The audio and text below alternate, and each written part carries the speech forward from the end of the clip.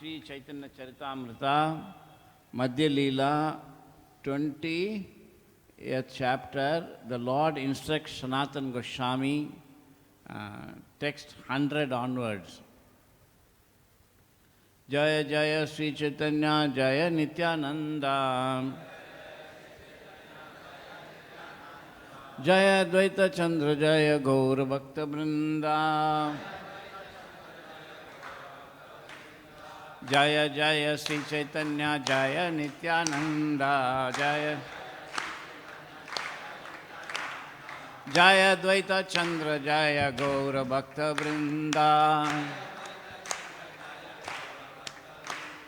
Jaya Jaya Sri Chaitanya Jaya Nityananda, Jaya Dvaita Chandra Jaya Gaur Bhakta Vrinda.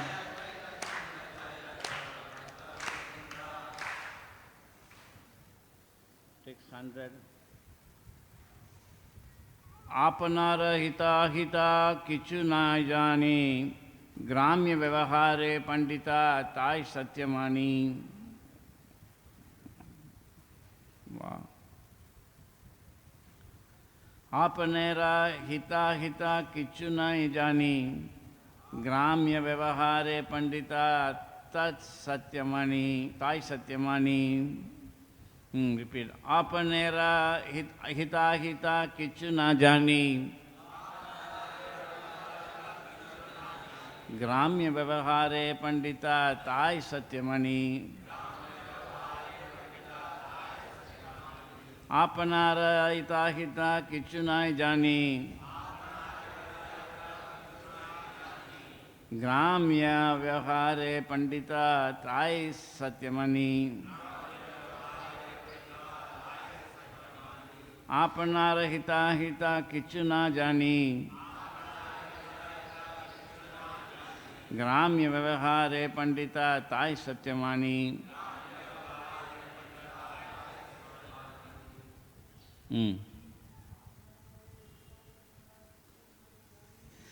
आपनार हिता हिता किचु ना जानी ग्राम्य व्यवहारे पंडिता ताई सत्यमानी.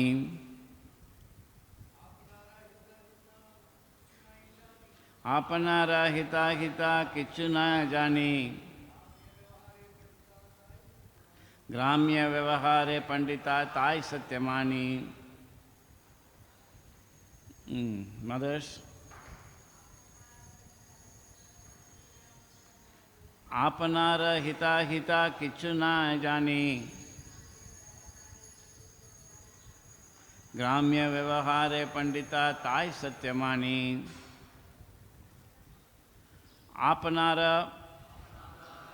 of my personal self, hita welfare, ahita inauspiciousness, kichu anything, na jani I do not know. Gramya vyavahare, in ordinary dealings. Pandita, a learned man. Tai satyamani, I accept that as truth. Translation, I do not know what is beneficial for me or what is detrimental. Nonetheless, in ordinary dealings, people consider me a learned scholar, and I am also thinking myself as such. So this is very, very important because Srila Sanatana Goswami is meeting Lord Chaitanya and is inquiring. And he is not inquiring, please tell me Krishna's dancing with gopis. He is not talking about high philosophy. Instead, he is saying, I am such a person that I do not know what is good and what is not good for me. You see?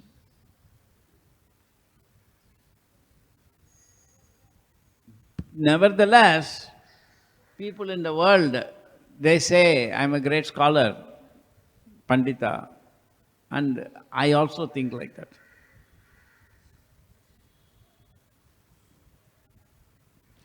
Arjuna also in the Bhagavad-gita is telling Krishna that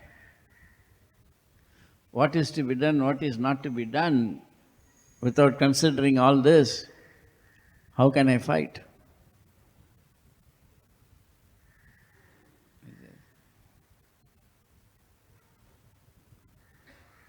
And he calls Krishna Madhusudana, and in the purports, Prabhupada writes that Madhusudana means killer of the demon Madhu, and so Krishna can also kill our doubts, and therefore Arjuna is calling him Madhusudana. But in one of the early lectures in New York, Prabhupada says, Arjuna was actually complaining, and he was indirectly criticizing Krishna, saying, why are you asking me to fight? You are not known as, Prabhupada said this, you are not known as Nandasudana, you are not known as Yasodasudana, you are not known as killer of Nanda, Yasoda, they are your relatives. But you are known as Madhusudana, killer of Madhu. So why are you asking me to kill my relatives? So Prabhupada says that was indirectly hinted a little bit by Arjuna when he said Madhusudana. So Prabhupada is another mood. And so in this way, Prabhupada says that a Vaishnava is he who considers what is correct and what is not correct, what is good and what is not good.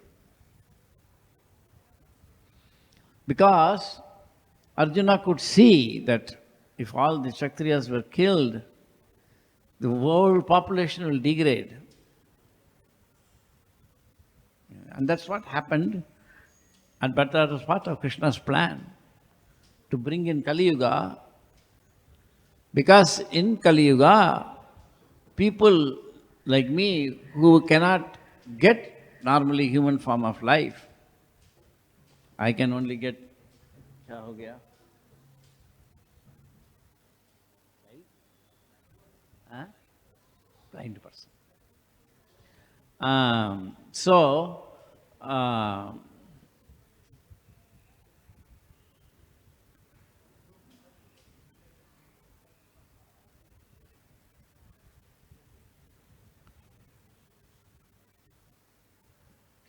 What was I saying?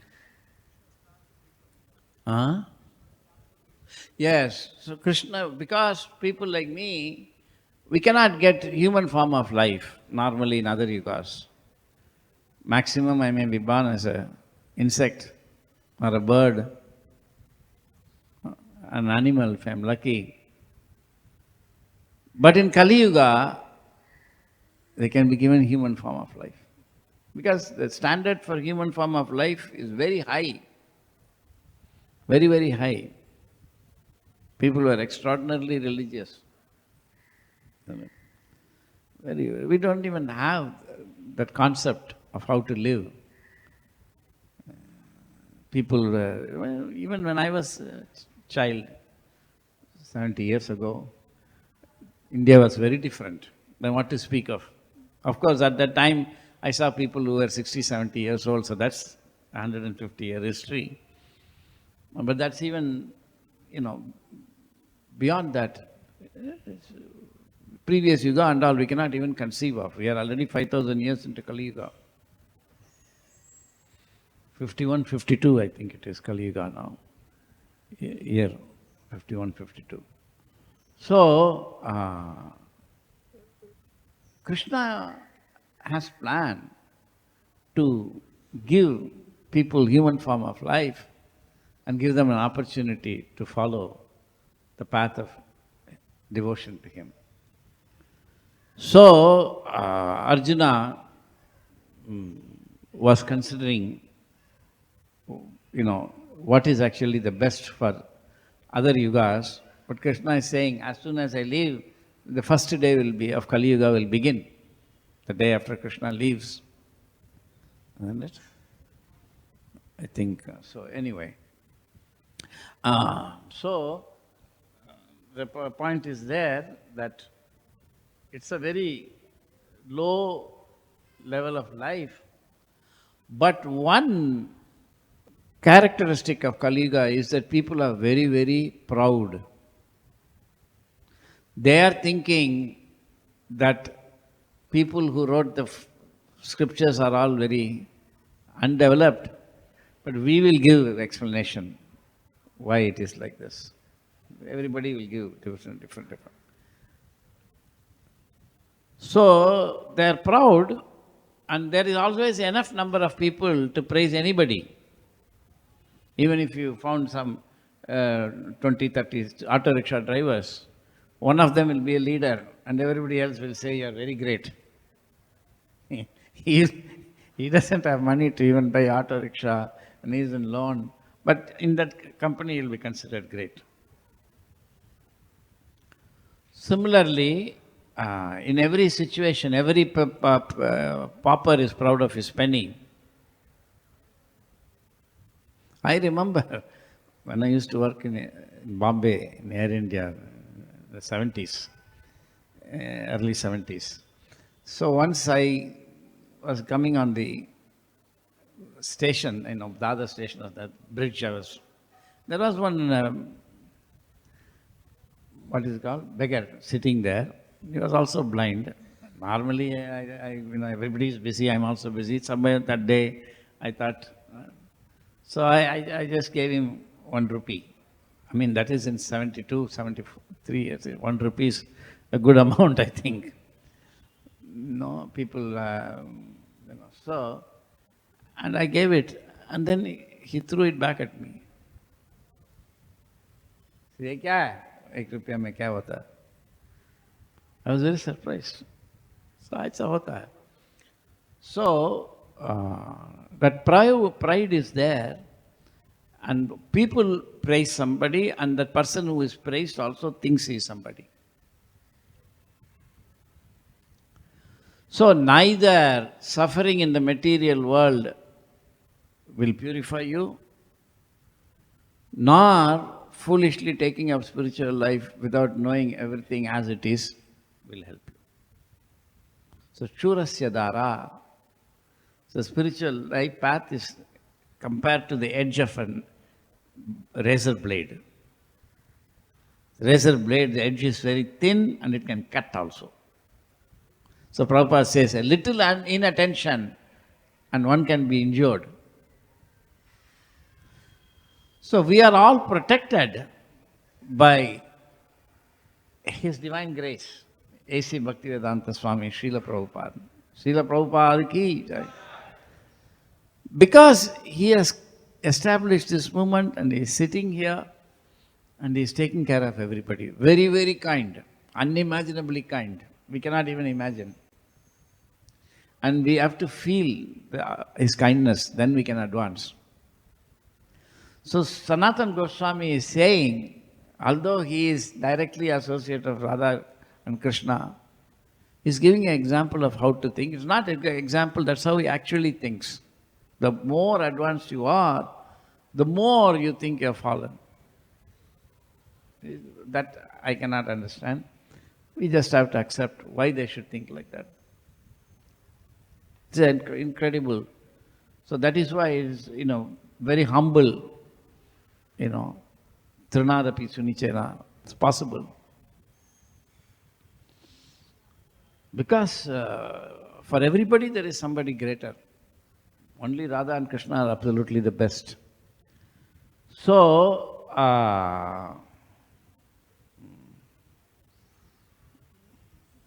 he's saying that I'm nobody. Kripa kari yadi more karyache udhar, apana kripa te kaho akartavya amar. Out of your causeless mercy, you have delivered me from the materialistic path. Now by the same causeless mercy, please tell me what my duty is. Very important. So that's what we have to pray to Prabhupada. By your causeless mercy, you have delivered me and you have brought me into Krishna consciousness. And please now tell me what is my service. That's called Prabhu Datta Seva. And how do you tell Prabhupada that, please give me service? By doing the service within the temple. And when everybody is serving, Prabhupada is watching. And whoever is sincerely doing, because he has set up this system, he will reciprocate. He will reciprocate. Of that we should have no doubt. Ke ami, keno amai, jara tapatraya, iha nahi jani, kemone hita hoy. Who am I? Why do the threefold miseries always give me trouble? If I do not know this, how can I be benefited? Beginning, purport. The threefold material miseries are miseries arising from the body, the mind, the miseries arising from dealings with other living entities, and miseries arising from natural disturbances. Sometimes we suffer bodily when we attacked by a fever, and sometimes we suffer mentally when a close relative dies. Other living entities also cause us misery. There are living entities born of human embryo, of eggs, perspiration and vegetation. Miserable conditions brought about by natural catastrophes are controlled by the higher demigods. There may be severe cold or thunderbolts, or a person may be haunted by ghosts. The threefold miseries are always before us, and they entrap us in a dangerous situation. Padam padam yad vipadam. There is danger in every step of life. Sadhya sadhana tattva puchite na jani, kripa kari swabha tattva kaha ta apani. Actually, I do not know how to inquire about the goal of life and the process for obtaining it. Being merciful upon me, please explain all these truths.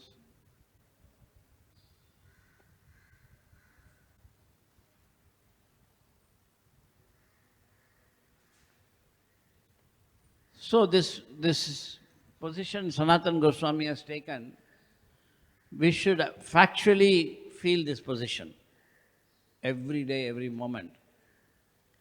Actually, Krishna consciousness movement is meant for putting an end to material life.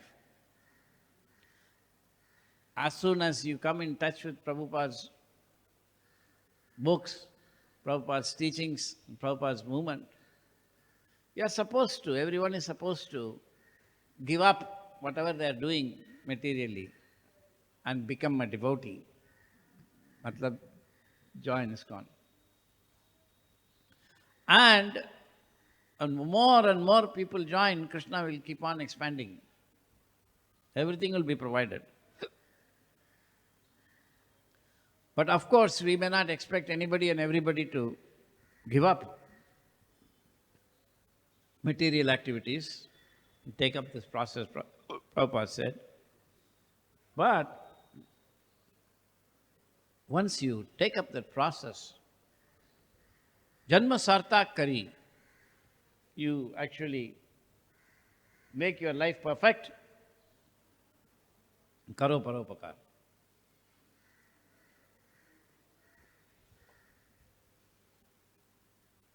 Then you do good for others.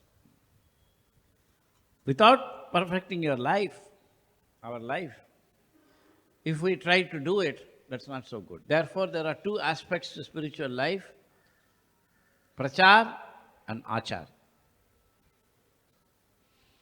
So your prachar will be effective only to the extent we are having achar, we are following.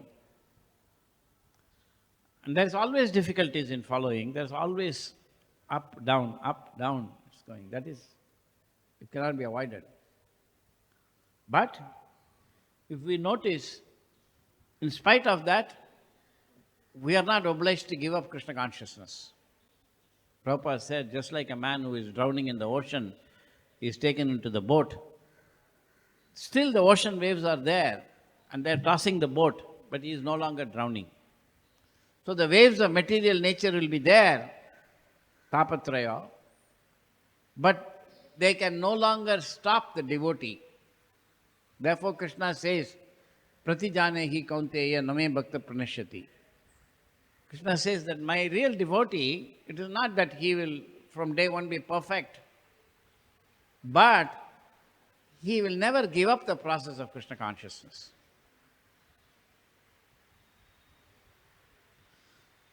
So, our method of actually progressing in spiritual life is very clear. We must overcome illusory existence. In the in the Bhagavad-gita introduction, Prabhupada writes, can you search for a word?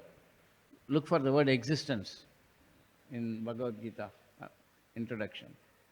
Prabhupada writes that our very existence is in the atmosphere of non-existence. He's writing in the introduction.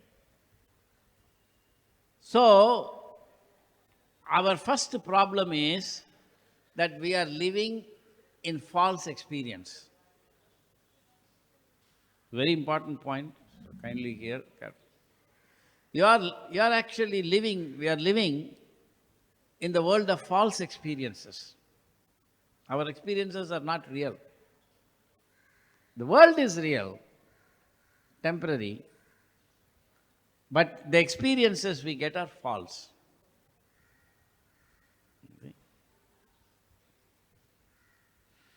Just like I gave the example recently, there is augmented reality is there, no? What is it called? Virtual reality.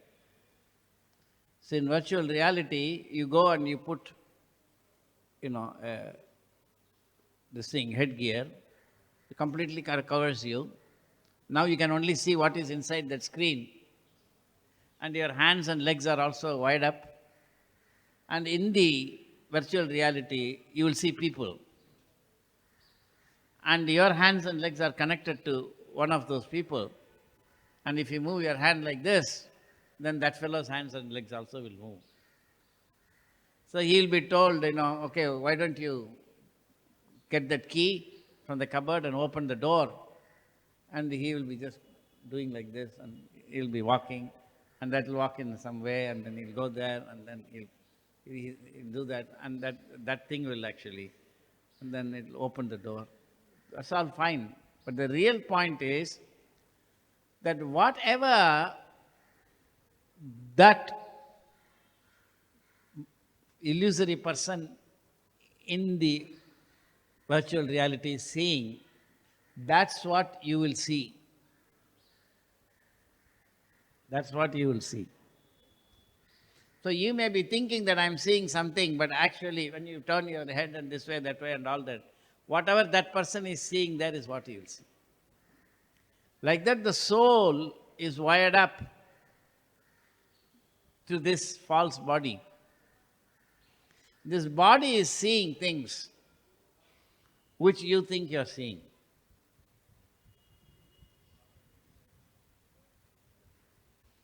You see? This eye is not the reason for seeing. You have your own senses, and then the subtle body, and then soul is there. But this external body is wired up to see things, it is interacting with the material nature. And that's what you will see. But you think I'm seeing. So just imagine that you are actually living in complete illusion. Om Ajnanatimurandasya Jnananjana Salakya. We are living in complete illusion, and we are thinking I'm seeing through this eye. But this eye is a result of your perception. Just like in the virtual reality, whatever person is there, that's because you're seeing. If you don't see, there's nothing there. There's only color, there's only, pixels being lit up. Very, very, very mama maya durateya.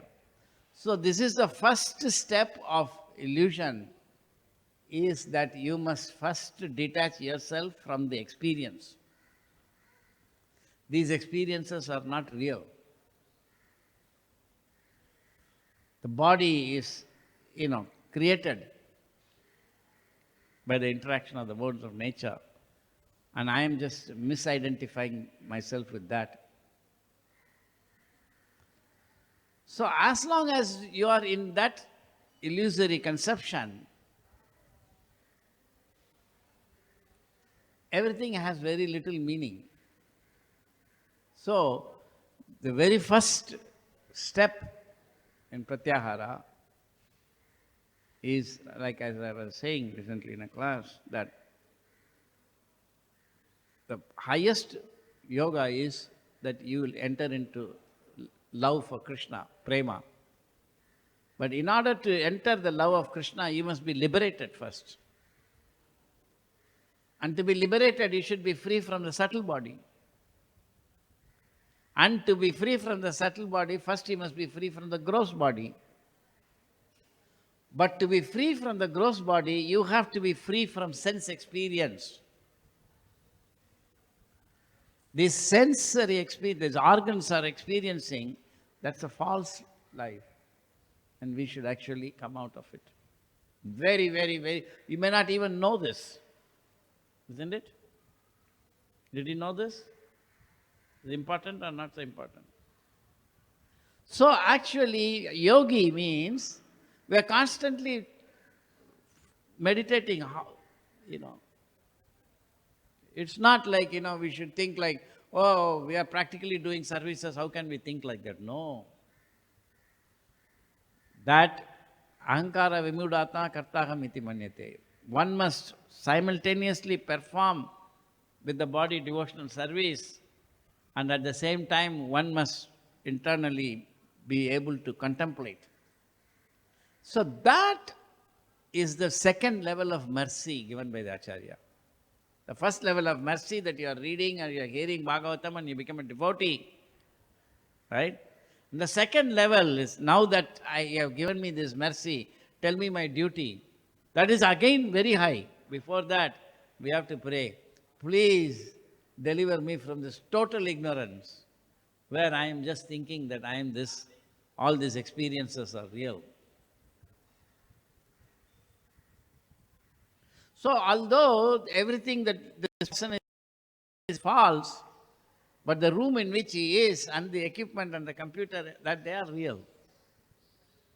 So at each level, there is a reality to material nature and there is an illusion to the material nature. At the level of experience, what you experience is illusory, but the illusion is produced by the material nature that's real. In the Bhagavatam, very first verse, it says that, like land seen on water, right? And water seen on fire. So in the desert, when you go, you see there is water, but actually there is no water. There is light reflection and refraction. So the water that you see, that experience is false. But it's being produced by air and heat and other elements, and that is real. So the 5 elements are producing experiences. Actually, the elements produce experience.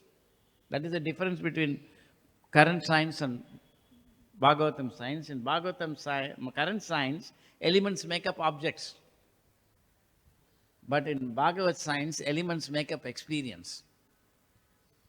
Earth element, when it interacts with your sense of smell, you get the smell tanmatra. Matra sparshastu kaunteya. Matra sparshastu kaunteya.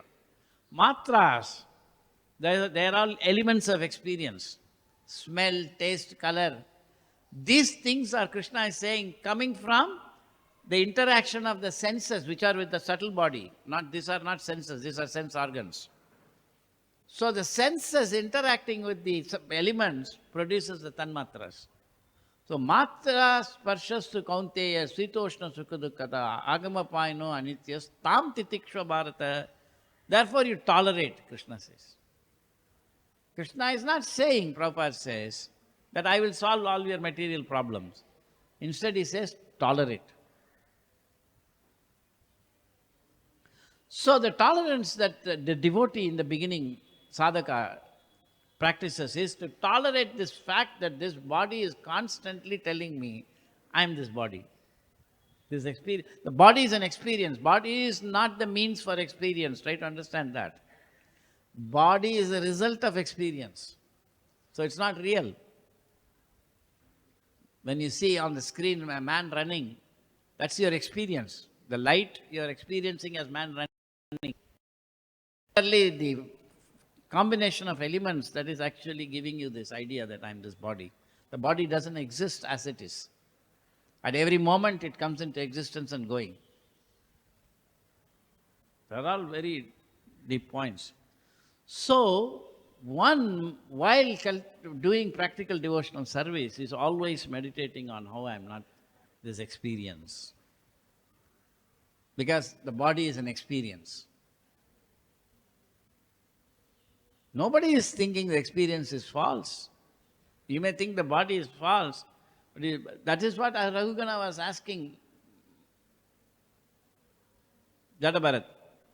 You are saying this palanquin, and Jadabharat was saying, what is all this nonsense? There is a palanquin, and there is people who are taking the palanquin, and there is a king body in the palanquin. These are all objects.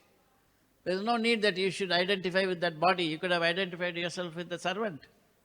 Why you are thinking you are the king?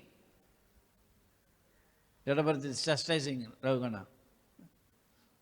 He is saying that everything is equally distant from you. Why you are thinking I am this king? Why didn't you think I am that palanquin servant? Why are you kicking him? So Raghugana said, I mean, what you are saying looks amazing, but the fact is that, we are actually suffering and enjoying. How can we just say it's an illusion? Raghugana said that same thing like Krishna said. You're speaking learned words, but you're talking like a fool. Because when you go to the movie theater, the movie is there, you like, you enjoy and suffer. And somebody is doing something you like, and then somebody is actually dying. People cry. So they cannot argue, how do you say this movie is an illusion because I'm crying and enjoying, how can we say that's an illusion? You're a fool. Not only you're seeing an illusion, but you're also taking that thing seriously. So with the subtle body, the soul is taking this world to be serious. There's so much is involved. This is the beginning. Sanatana Goswami, of course, is even very higher. That we are not even in that stage where he's starting. Today is Sanatana Goswami's disappearance day, so we must meditate. Why did he actually speak to Lord Chaitanya like this? So, in order to actually become a devotee, we must first overcome this illusory existence. This is a fact. And the more we associate with those who are progressing on this path of illusory existence, the more we will benefit. That is satsanga. So satsanga comes actually from associating with people who are sadhus. Sadhus are people who are attempting to become a devotee. We are sadhus. Api che suduracharo bhajate mam ananya bhag. Sadhur eva samantavya. Krishna is saying you are sadhus. I accept you as sadhu.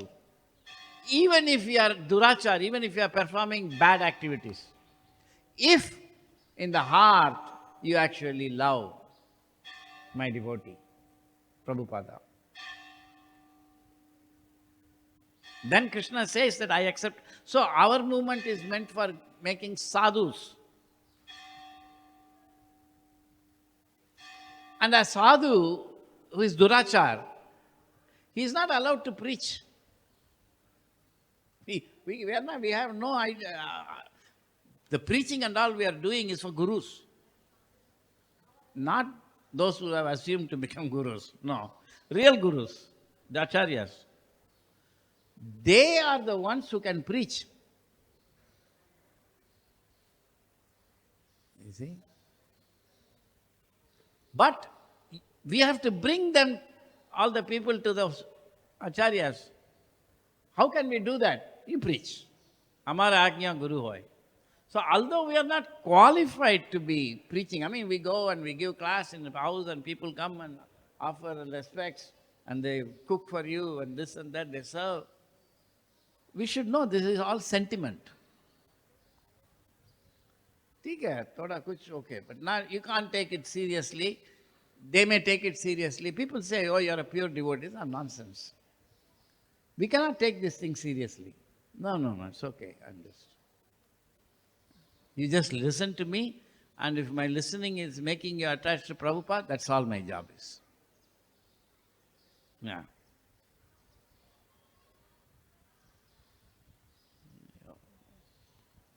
So we are not actually allowed to preach because you have to really know things. I am in complete bodily illusion. I'm in this illusory experience. I'm like a fool, born in ignorance. Om Ajnanatam Randasya. What I can preach? Lord Chaitanya, no. You go and you preach. I will make real things come out of you. I will preach through you. So we are actually instruments for Krishna, instruments for Lord Chaitanya, instruments for Prabhupada. If you think that, otherwise everybody thinks, I'm preaching congregation. What you are preaching, you don't know anything. So we'll become asara. Don't become asara. First understand that I don't know anything. That itself is very high. You don't even know that you are in illusion. How can you come out of the illusion? Did you know what I'm saying? No, you cannot know. It's not possible.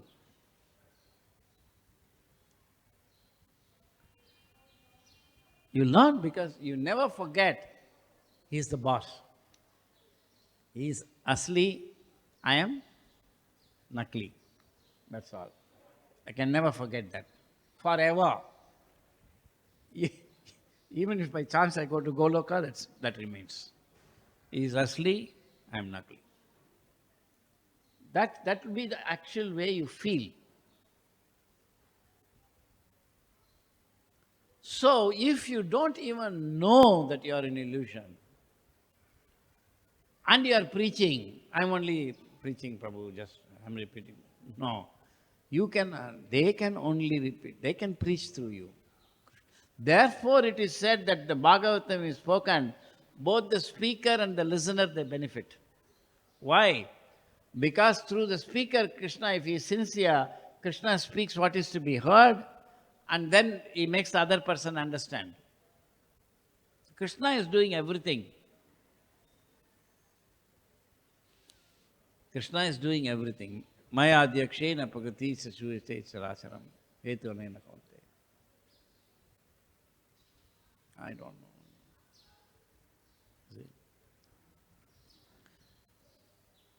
See? Why did Prabhupada attack science so much? Because not only are we in full illusion, that this science is making you think you know something. That is what Lord Sanatana Goswami is saying here. I don't know anything, but people say I am a Pandita and I also believe it.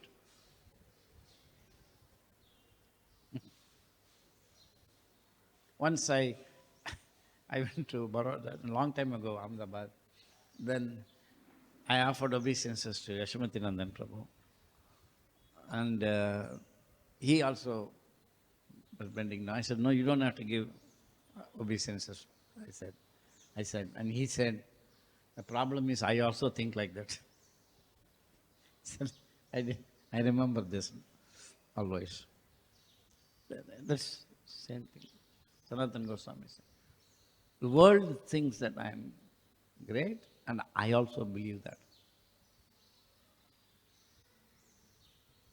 And science is that infection, you see. Science is that infection. Just let me make one point. It's a little scientific. I always think nobody is interested, but I'll still make it an important point. We read Krishna is the cause of all causes, sarva karana karanam. You see? But if you ask an ordinary person, why is this object falling? Huh? What is that? No, it falls due to gravity. They'll say like that. Science has given an idea of a cause. Everybody Things like that. Cause. Even the most illiterate man, if he touches if you touch a wire and it is shocked, oh, why did I get a shock? He will make an illiterate man, he will say, oh, current shock. Because of current, he got shocked. He knows it's a cause-effect relation. But actually in science, a little bit, I'll quickly say it. I kind of assume that nobody is interested, but still I'll say it. Krishna, why did I say Krishna? So, in science, there is no notion of cause. It is not true that gravity is causing the apple to fall. Gravity is an idea that scientists use to predict. Science is only predicting. So if you drop that, after 2 seconds, after how long it will take to hit the ground, you can calculate. That equation has gravity and all that stuff. But the job of science is to predict what you will observe. That's all. Try to follow this, only the 2-3 sentence explanation. But you don't know that. That's not how it is taught, science. Everybody thinks gravity. No, it's not. So now what science is saying is that if I can make a prediction, I have given a causal explanation. The word causal explanation means not that you find the cause. Because scientists know that gravity is only in one theory. In some other theory, it won't be falling due to gravity. You don't know that. In Newton's theory, it's falling due to gravity, but in theory of relativity, the apple is falling because the space-time manifold is curved. That's all. So just try to understand the point. Scientists themselves don't take gravity seriously because it is in that theory. In another theory, they know that. So what they are saying, very important point, with our scientific theory, we can predict in certain experiments, certain things. Now Krishna says, everything is happening because of me, maya adhyakshena suyate characharam. That means there is a cause. Science says no. If there is a cause, then our prediction should be wrong. So you make Krishna make our prediction wrong, then we will accept Krishna is there. So if you drop an object from 100 feet, it will take 5 seconds to fall. We calculated. You can do it 1,000,000 times, it will fall. 10 seconds. If Krishna is the additional cause, there must be some time, it must fall at a different time. 9.9 or 10.1. You prove that, that is the meaning of saying, prove God exists. So science is not interested in causes, but they are saying if there are causes, our theory should be wrong. Our theory don't use causes. Our theories use ideas to make predictions. Are you following? Therefore, if you want to preach in the college that Krishna is the cause of all causes, and a boy is very intelligent, he will say, you first prove that when I actually drop the coin, there is some other cause is there, and therefore it will fall at a rate different from our theory. And it is possible to do that. That's a different matter. That's what we are doing. So what I'm trying to say is that Krishna is the cause of all causes you cannot know unless you actually know in the world how causes operate. So if you think that I am the cause of something moving, you cannot prove that God is the cause. Just like in a phone, you just move something, the screen moves. But you didn't move it, you only did this. The phone did it. And if the phone breaks down, no matter how many times you do like this, nothing will move. Because it's the operating system in the phone is doing it. So you may think that I am lifting this and I am drinking. But Krishna says, ahankara vimudatma kartaham iti manyate. If you say, oh, all this is not necessary, I will simply chant. No. Otherwise, why did Krishna speak the Bhagavad-gita?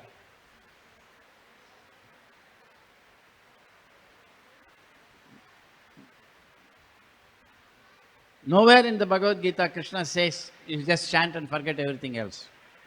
In fact, only in one place he indicates chanting. Very obtuse. Yajnanam japayogam asmi, he says. That's all. That's the only place he said. Chanting is me. Of all the yajnas, japa yajna is the best. Once. Otherwise, he is describing the world. Bhumi Rapuranlo Vayu is talking about the soul and he is talking idam shariram kaunteya. Therefore, Bhagavad Gita is an introductory text. You must understand. So, we must not be lazy and we should not, actually we think there is nothing to be learned. This is the problem when you preach. You are not thinking, I am myself a student, I am learning, so I will preach by Lord Chaitanya's order, whatever Prabhupada has taught. No. You think that I know the philosophy perfectly. I am not the body, I am the spirit, soul, Krishna, Supreme Personality. The actual identity of the soul is the eternal servant of Krishna and servant, you have to perform devotional service at Hare. That's all fine. But you have to understand what is your position. You must. That is called achar. That is called prachar. This is called, and you cannot ignore. Achar is not simply, performing regulative principles. Achar is that you, by your service in the temple, you attract the attention of Prabhupada and he reveals to you things that are in his book but you cannot know simply by reading. So, I just began. More can be said. I better stop here, right? Emagiri, time ho gaya na? Okay. Any questions or comments?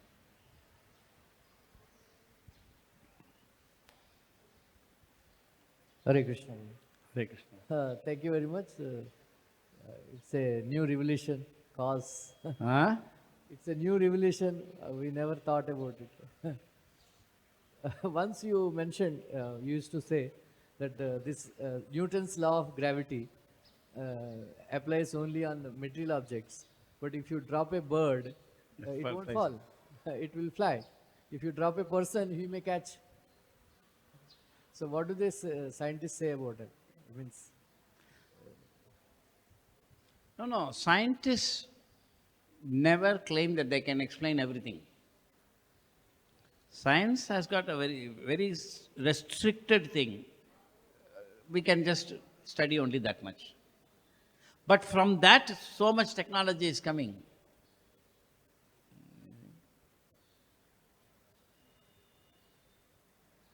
So they say that if you take one object, inert object, and if you drop it from the same height, if you freely drop it, you don't impart different forces, freely drop it, then every time, no matter whether it is a big, heavy object or a light object, see, you can take a big steel ball and you can take a tennis ball, and if you drop it from the same height, they will fall same time. But normally you'll think that the heavy ball will go faster, right? Or, because gravity is attracting it more, or the light ball. But, because it's actually, this law operates in vacuum. There is no air friction and all. So that's all the experiment that Galileo did. In the Leaning Tower of Pisa, he went every day, and every day he dropped things, and he just noted down the times.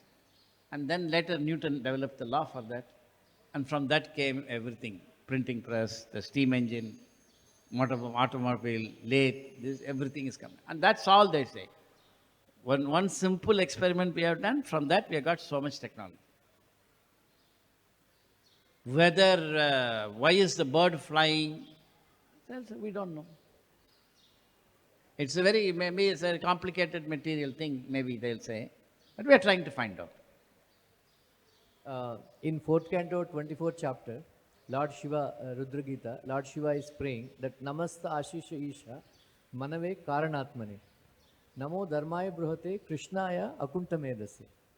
So in the purport, Srila Prabhupada writes that these scientists, they think that everything is happening by chance.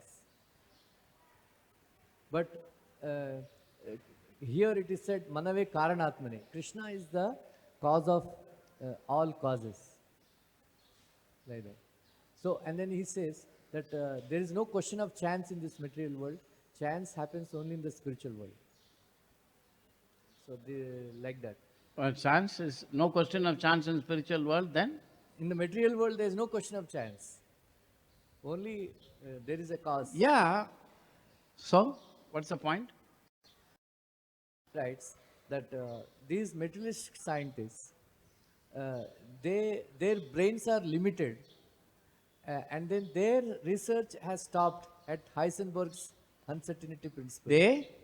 Their research has stopped at Heisenberg's uncertainty principle, but Krishna's brain is unlimited, and in the same way, pure devotee's brain is unlimited, their knowledge is unlimited, but the scientist's knowledge is limited.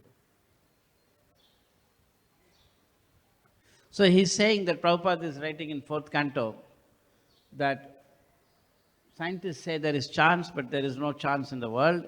Everything happens by Krishna's will. And there's something called Heisenberg's uncertainty principle in quantum mechanics. And Prabhupada says that their brain has stopped with uncertainty principle, but their brain is limited, but it's more beyond that.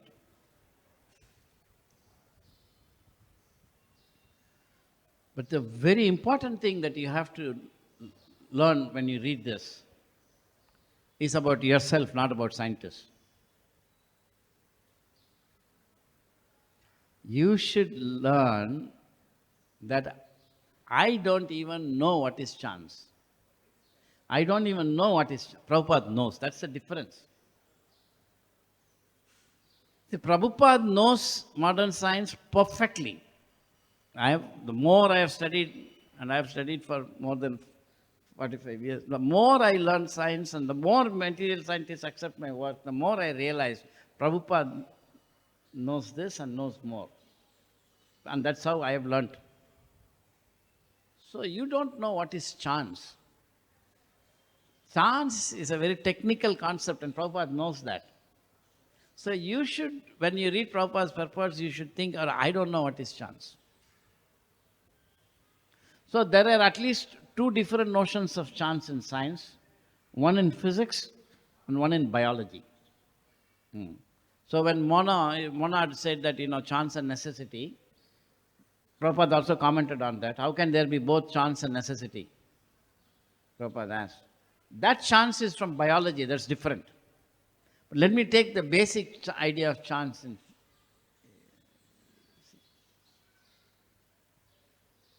So if you toss a coin, what are you going to observe? That is your choice. For example, if I can observe every time when I toss a coin how high it goes, that's not a good observation. You will not get the regularity out of it. Or I can say that if every time I toss, how many times the coin is spinning before it's down. Write down, let's say that you are able to observe it and write down, it will not lead to anything. One intelligent fellow said that if I observe when I toss a coin which way it will fall, there are only two ways, head or tails. And if I keep on noting down head or tails, each toss is random. H, H, T, T, T, T, T, H, T, T, T, T, H, T, T, T. It's randomly coming. But if I count the number of H and number of T, it's equal. They found that out. You can do this experiment yourself. Take a coin, and even if you just toss 20 times, you will get more or less 9 and 11 maximum. But each time when you toss, the sequence will be different. But you'll always get 9, 11. That's the regularity, the law. So the point is that scientists learned, this is the idea of chance in physics, that from this chance only uncertainty principle came. Scientists learned that in a single toss, you don't know what will come. It is random. But in many tosses, you know that it will be 50-50. That's probability. Now the question is, in a single toss, why head or tail comes? Is it determined or not? You see? Is it determined or not? So scientists actually assumed, to begin with, that it is determined in nature. But we don't know. So when I toss a coin, what is the angle at which the coin is on my finger? What is the speed with which I flick it? And what is the wind force?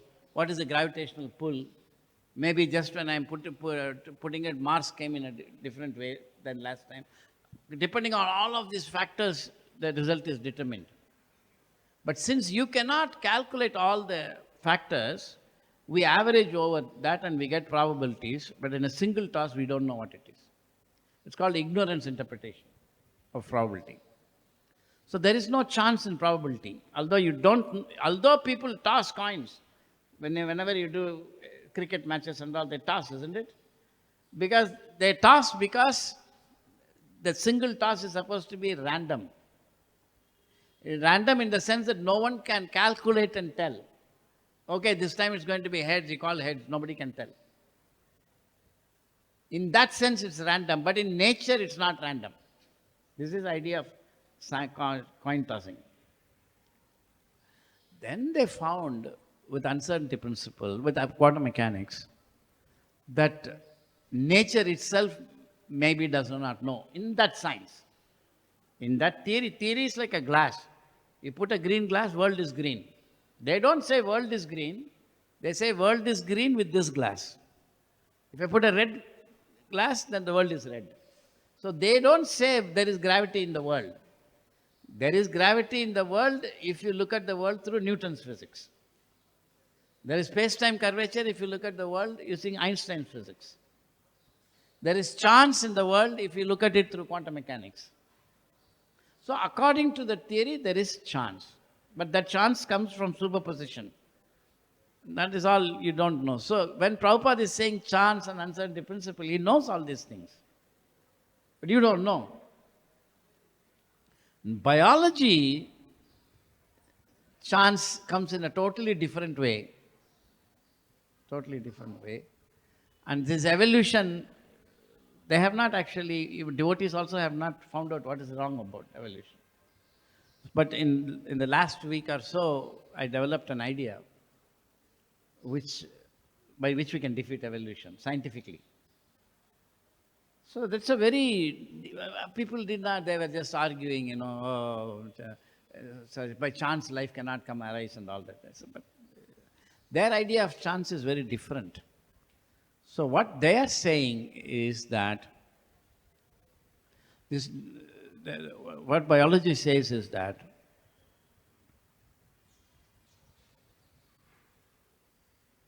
first of all, there was one priest, Mandel or somebody, Christian priest. He came up with the idea of gene. He did some experiments with plants, peas and all that. And then they decided that the living system is characterized by inheritance and reproduction. Parents have children and children look like their parents. So that is inherited quality. And parents are able to make children. Cells are making more cells. So reproduction and inheritance are the characteristics of living systems, which is wrong. That's not the Bhagavatam idea. And for that they proposed, he said there is something called gene.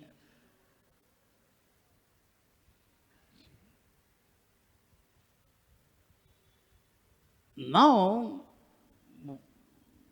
this idea of cell was already there. So Darwin came up with the idea that whenever a cell divides, because that's the idea for reproduction, it divides itself into identical copies. Are you following? Identical copies. Then he was thinking, what happens if there is a small mistake? Then you will get some other slightly different cell. Now it may survive, it may not survive. That's all is theory. Krishna has given them, but you see how intelligent he is. Darwin is not a fool.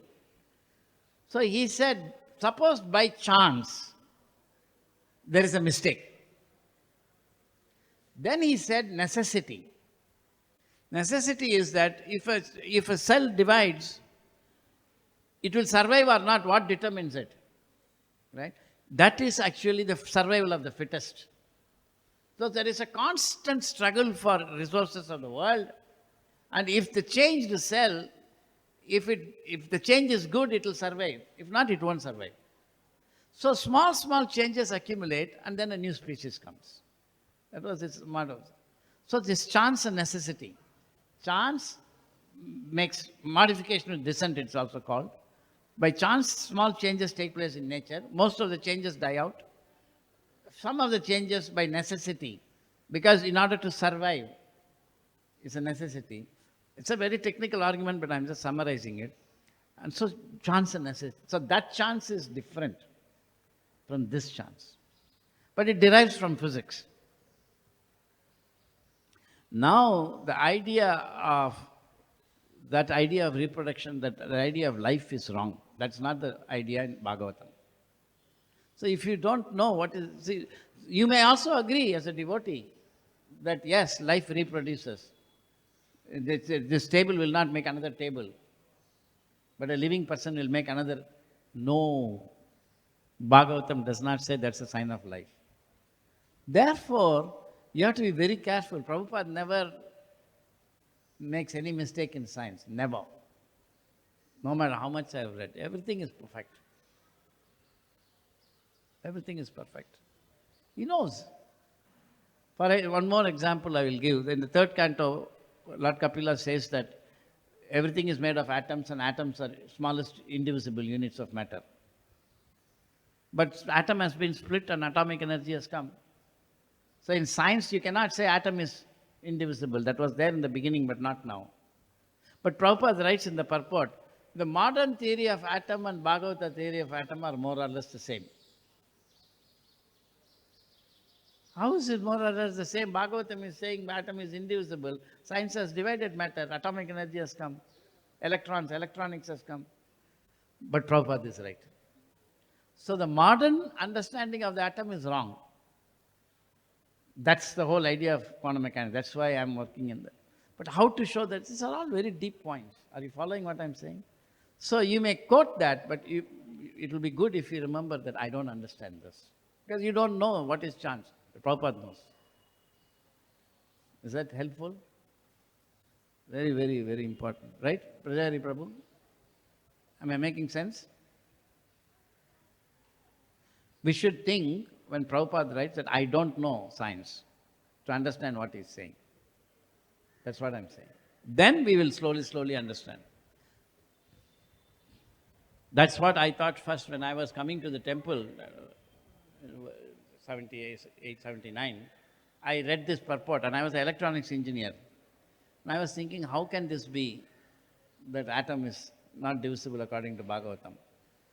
Then that was in Detroit temple. Then I remember thinking, this must be right, and hopefully one day I will understand.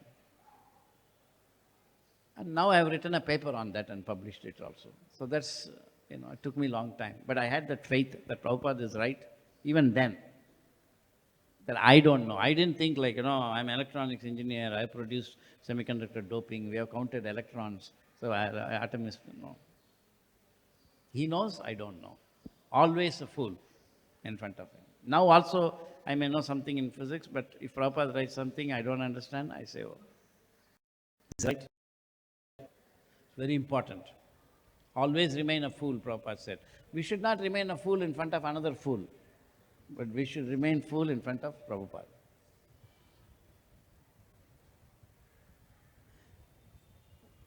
One more question, otherwise I'll stop. Anybody has any question? Just any serious question? Yes. I could not understand. In the beginning, you made a connection between Arjuna asking this question to Krishna, Madhusudana, why you are, and suddenly you change. I could not understand in the middle.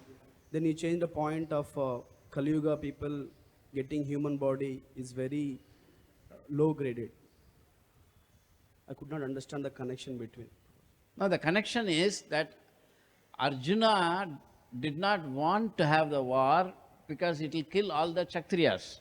It's not merely their relatives and all that. He says that. Then Varna Shankara will come. He says that. So he is calculating what is good and what is bad. Though his calculation was on the mundane level by Krishna's arrangement, he was calculating. That's what I was saying. Is that point clear? Okay, yes, that is clear. Next. But what happened, his point, although Krishna said that asocha and anvasocha swam, you are talking like a fool. But what Arjuna was worrying about is correct. Because now we have low class Varna Shankara population. But Arjuna need not have worried because that was Krishna's plan. And what was Krishna's plan? He wanted to remove all high quality people so that low quality people can become human beings. Yeah, now. That's the connection. So it's Krishna's plan that in Kali Yuga people, dull-headed people will be there. Krishna's plan that in Kali Yuga, It's a Krishna's plan that in Kali Yuga, dull-headed people will come and they will rule it. not dull-headed, animals and less than animals, insects. I can be only maximum an insect, but I'm a human being and I'm sitting and speaking Bhagavatam. Wow. What a joke it is. That's why I said once that Lord Chaitanya made animals chant Hare Krishna. What happened? Yes, I'm hearing, bros. So Lord Chaitanya made animals chant Hare Krishna. But even Lord Chaitanya didn't make animals speak Bhagavatam. But Prabhupada made animals speak Bhagavatam. I'm sitting here and speaking Bhagavatam, and less than an animal. So every time for me it's a surprise. My God, how am I sitting here and talking big, big things? I'm a rascal and I'm a fool. Amar Agnya Guru Hoy. Lord Chaitanya says, emergency, kardo, kardo. You are a rascal, but others are worse, more rascals than you.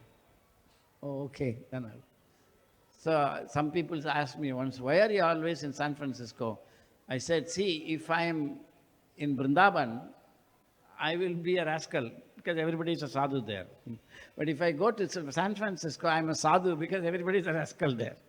So I used to joke like that. But the point is that, so we are given chance to preach. Yeah. Yes. Thank you. Prabhuji, thank you for a very contemplative class. Thank you for what? Contemplative class. Uh-huh. Prabhuji, I want to clarify when we say false experience. Last question. So when we come to the temple, like in the whole process of Krishna consciousness, we have experiences, kirtan, listening to class, and there's a certain satisfaction we experience. So should we distinguish experiences based on external stimulus? Like a kirtan is based on external stimulus versus chanting is an... something can be more false than the other, or they're all same category. Just try to understand.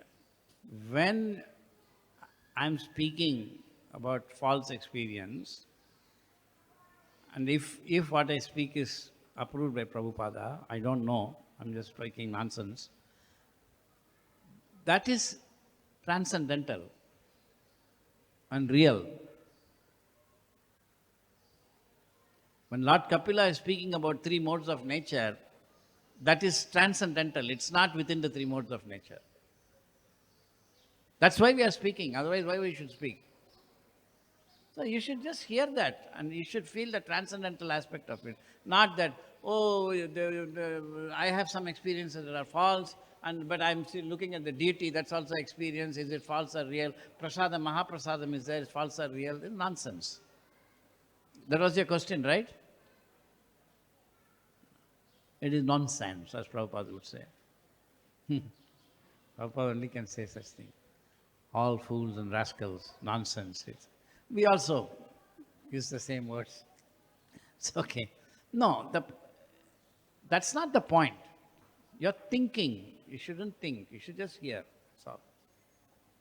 Just hear and say, wow, this Krishna has done this. That's very important.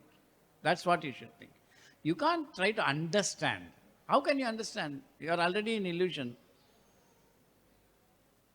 Are you following? But it's sound, transcendental sound.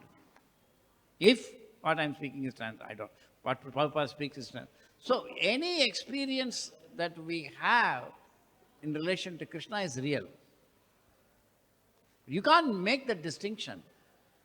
Because if I'm speaking, how do we know it's real or not? We don't know. I could be a bogus guy.